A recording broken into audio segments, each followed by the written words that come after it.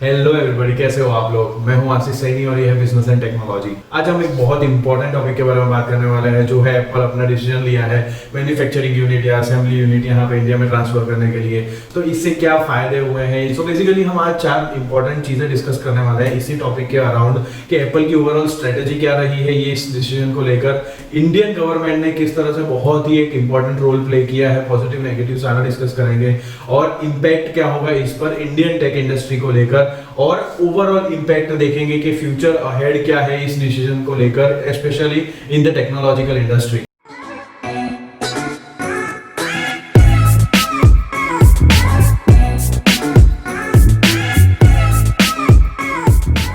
Point number 1, अगर आप Apple की पूरी स्ट्रेटेजी देखेंगे ना, तो एप्पल हमेशा ही एक स्ट्रगलिंग फोन रहा है, स्पेशली इन इंडियन मार्केट। और इस वजह से नहीं कि उसके प्रोडक्ट में कुछ खराबी है, लेकिन इस वजह से कि उसके प्राइस बहुत हाई रहते हैं उसके कॉम्पिटिटर के कंपेयर में। इसी वजह से एप्पल ने आईफोन ऐसी लॉन्च किया था to compete in the Indian market, जो बहुत अच्छा परफॉर्म कर गया था। एप्पल ने हमेशा से ही ये चाहा है कि इंडियन मार्केट में वो कैसे न कैसे करके अपना कंज्यूमर बेस बढ़ा सके, और इसीलिए अगर आप फोकस करके देखोगे ना, तो जहां पे उसकी जो होम कंट्री यानी यूएस में है, वहां तो ऑफकोर्स उसके प्राइसेस बहुत कंपेटिटिव और एग्रेसिव है दूसरे एंड्रॉइड कंपटीटर से, लेकिन जहां पे वो फॉक्सकॉन के साथ मिलकर प्रोड्यूस करते हैं चाइना में, वहां भी उनके प्राइसेस बहुत कॉम्पिटिटिव है। मैंने यहाँ पर कुछ नोट्स बनाए हैं, यहाँ पर मैं आपको बताना चाहता हूँ कि उनके प्राइसेस और सारी कंट्रीज में किस तरह से हैं। फॉर एग्जांपल यहाँ पे हम एप्पल के आईफोन 11 प्रो मैक्स को एग्जांपल लेके चलेंगे, 64 GB वाला वेरिएंट। अगर आप इंडिया में उसका प्राइस अभी देखो ना, तो 1,17,100 रुपए है अमेजोन पे। यूएसए में उसी प्रोडक्ट का प्राइस है $100, which is around 75,000 INR, which is lowest. यानी अभी एप्पल का इस मॉडल को अगर आप कहीं भी खरीदने जाओ तो इससे सस्ता आपको कहीं नहीं मिलेगा। इनफैक्ट चाइना का भी आप प्राइस देखोगे इसी मॉडल का, तो इट इज जस्ट 8,700 युआन, जिसको हम अगर INR में कन्वर्ट करते हैं तो दैट इज जस्ट 93,731। और तो आप देखिए कि 1,17,000 में वो प्रोडक्ट इंडिया में पड़ रहा है और 93,000 में वो प्रोडक्ट यहाँ पे चाइना में पड़ रहा है, जहाँ पे वो फॉक्सकॉन के साथ मिलके प्रोड्यूस कर रहे हैं। ऑफ कोर्स जहाँ पे प्रोडक्ट मैन्युफैक्चर होता है ना, वहां पे प्रोडक्ट के प्राइसेस काफी कम होते हैं इन कंपेयर टू द जहाँ पे वो सीधा एक्सपोर्ट किया जाता है या इंपोर्ट करती है जो कंट्रीज उसे।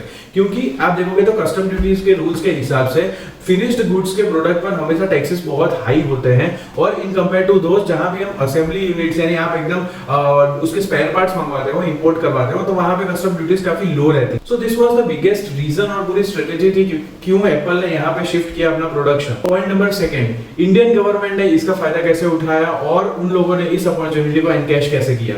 इस टॉपिक को शुरू करने से पहले हम थोड़े स्टैटिस्टिक्स के बारे में जान लें। तो अगर हम देखें ना, तो रेवेन्यू जो ऑपरेशंस के अंदर से वो कलेक्ट करता है एप्पल, दैट इज 10,538 करोड़, यानी, और उसमें से जो प्रॉफिट है उसका निकल के आता है एप्पल का, विच इज 262 करोड़। और ये जो डेटा है वो 2018-19 के लिए है। मार्केट शेयर की अगर हम बात करें तो ओवरऑल मार्केट शेयर अगर देखें तो सिर्फ 2 से 3% है एप्पल का।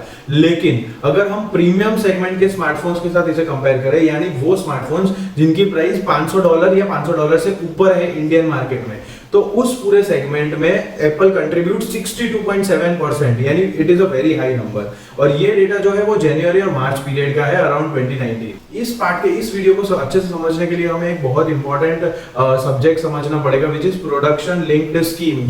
ये जो स्कीम है वो अभी गवर्नमेंट ने लॉन्च की है। ये स्कीम क्या है, ये किसके बारे में बात करती है, तो इससे हमें ज्यादा पता चलेगा कि पीछे बैकएंड में एक ब्रांड किस हिसाब से, कौन से गवर्नमेंट डिसीजन के हिसाब से भी अपने डिसीजन पे रिलाई करती है। ये स्कीम अप्रैल 1, 2020 को लॉन्च की थी गवर्नमेंट ने, और इस स्कीम का मोटो बहुत ही सॉर्टेड और सिंपल है। मैं आपको पढ़ के बता दूं एग्जैक्ट स्कीम में लिखा क्या हुआ है। It aims to boost domestic manufacturing and attract large investment in mobile phone manufacturing and specific in electronic components. यानी आप देखिए कि जो भी बहुत इलेक्ट्रॉनिक इंडस्ट्री बहुत ही वेरिड है, बहुत ही डाइवर्स है, उसमें काफी सारे कंपोनेंट्स हैं, सिर्फ स्मार्टफोन्स नहीं आते हैं, लेकिन इन लोगों ने 2 डिफरेंट वर्ड्स यूज किए हैं। एक है मोबाइल मैन्युफैक्चरिंग यूनिट्स या असेंबली यूनिट्स, और दूसरा है electronic components. Central government of course सोच रही है कि वो ये PLI जैसी कुछ चीज और सारे सेक्टर्स जैसे कि फर्टिलाइजर्स हो गया, केमिकल्स हो गया, सोलर इक्विपमेंट्स हो गए, या पावर इक्विपमेंट सेक्टर हो गया, इलेक्ट्रिकल व्हीकल हो गए, उनके बैटरीज हो गए, स्पेयर पार्ट्स हो गए, उस इंडस्ट्री में ये भी एक ऐसा कुछ इंप्लीमेंट कर पाए। लेकिन तब तक अभी तो सिर्फ एक ही सेक्टर है जिसपे ये एकदम फोकस्ड और फाइनलाइज हो चुका है, that is mobile phone manufacturing. अगर हम पूरी इस जो स्कीम है उसको अगर हम समराइज करने जाए ना, तो यहाँ ऑब्जेक्टिव सिर्फ एक ही है कि इंडिया को एक ग्लोबल हब बनाना है इन्हें इलेक्ट्रॉनिक सिस्टम डिजाइन और मैन्युफैक्चरिंग में, जिसे ये लोग ESDM भी कहते हैं। अगर हम इस स्कीम के सेक्टर्स देखें ना तो कौन से सेगमेंट्स में मोबाइल फोन मैन्युफैक्चरिंग के ये डोमिनेट करती है, तो ये है assembly, testing, marking and packaging में इस पूरे सेगमेंट को कवर करती है। सो मैंने ये पूरी स्कीम पढ़ी हुई है और यहाँ पे काफी सारे बेसिक्स से टर्म्स एंड कंडीशंस हैं, जैसे कि आपका फोन या आपका मॉडल नंबर जो हो वो 15,000 से ऊपर रुपए का होना चाहिए पर यूनिट प्राइस, तो आप इसमें पार्टिसिपेट कर सकते हो। आपके टर्नओवर रेट्स कुछ इतने होने चाहिए, आपकी कंपनी इतने टाइम से एग्जिस्ट करनी चाहिए इस मार्केट में या डोमेस्टिक मार्केट में। ऑफ कोर्स डोमेस्टिक ब्रांड्स जो हैं उनके लिए काफी लीनियंसी बताई गई है in compare to international brands, तो वो भी एक तरह से जो विद इन कंट्री में जो भी डेवलपमेंट चाहते हैं हम अपनी ब्रांड से, वो भी काफी चीजों को प्रमोट किया गया है। अगर हम इस चीज को क्लोजली ऑब्जर्व करें ना तो ये जो पूरी सिचुएशन है इससे सारे ऑलमोस्ट हर एक स्टेक होल्डर को विन विन सिचुएशन क्रिएट हो रहा है। यानी आप देखिए कि वो ब्रांड्स जो अभी शायद ऐसी कोई कंट्रीज में, चाइना जैसी कंट्रीज में अभी प्रोड्यूस कर रही थी, मैन्युफैक्चर कर रही थी फॉक्सकॉन के साथ, तो प्रॉब्लम वहां वही होती थी कि अनस्टेबल है या फिर कोई भी इरेगुलरिटीज है प्रोडक्शन में या प्रॉब्लम चल रही है लोकल गवर्नमेंट की, तो वो सारी चीजों से बाहर वो आ सकते हैं। ऑफ कोर्स यहाँ पे जो भी वो प्रोडक्ट्स परचेस करने वाले उनके लिए प्राइसेस डाउन आएंगी, तो एज ए कस्टमर मुझे भी काफी फायदा है, आपको भी काफी फायदा है।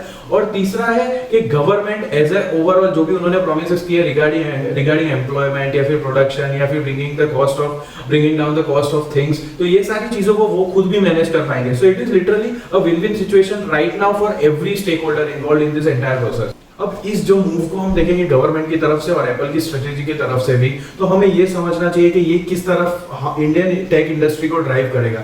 तो हम अगर देखें ना तो एप्पल ना सिर्फ टेक्नोलॉजी में काफी अलग दूसरी ब्रांड्स को इंस्पायर करता गया है, यानी आप देख लो कि एप्पल का कोई भी इनोवेशन रहा हो या बेजल डिस्प्ले हो या एयरपॉड्स हो उनके, या कोई भी चीजें हो, आप कोई भी मेथड ले लो या कोई भी टेक्नोलॉजी ले लो, उनकी इकोसिस्टम ले लो, हर एक ब्रांड ने कहीं ना कहीं उससे इंस्पायर हुई है in terms of functionality, in terms of technology, in terms of aesthetics.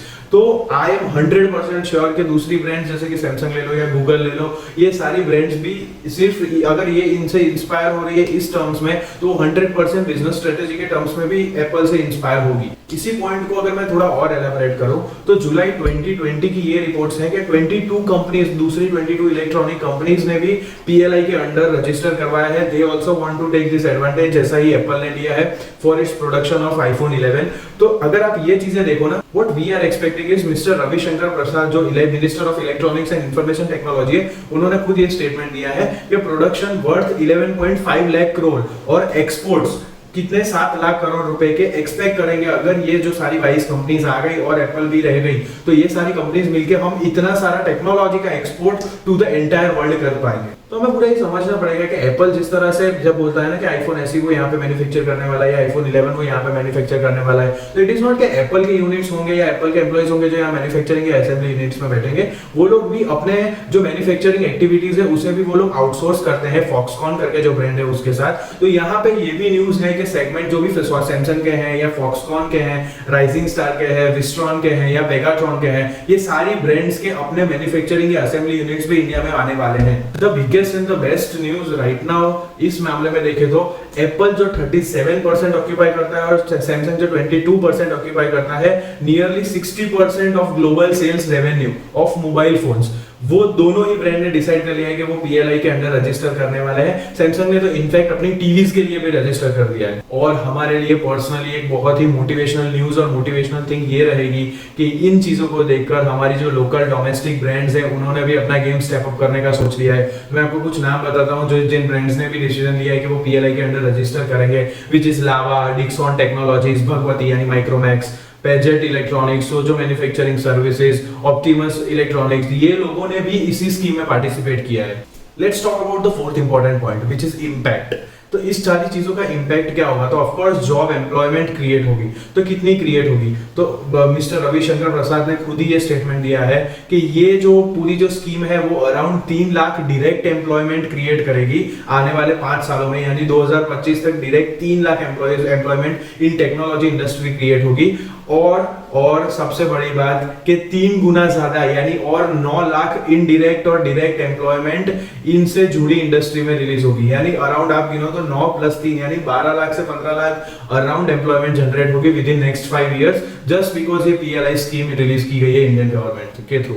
आप अगर पूरी वैल्यू एडिशन वाली चेन को भी देखोगे ना ध्यान से, तो हर एक प्रोडक्ट में वैल्यू एडिशन होता है अलग अलग स्टेजेस पे, अलग अलग कंट्रीज में। वो वैल्यू एडिशन ऐसा होता है कि चिप्स कहीं मैन्युफैक्चर होती है, रैम कहीं मैन्युफैक्चर होता है, कैमरास कहीं मैन्युफैक्चर होते हैं, उन्हें असेंबल कहीं किया जाता है, उनकी पैकेजिंग और मार्केटिंग एक्टिविटीज कहीं और कंट्रीज में लिए जाते हैं। तो ये जो चीजें हैं ना, तो उस पूरी वैल्यू चेन में से, एक मोबाइल फोन के प्रोडक्शन की वैल्यू चेन में से इंडिया सिर्फ अभी तक 15 से 20% कंट्रीब्यूट करता था, और इस स्कीम के बाद वो 35 से 40% तक अपना कंट्रीब्यूशन है वो इस पूरे प्रोसेस में बढ़ा पाएगा, विच इज अमेजिंगली एक्सेप्शनल।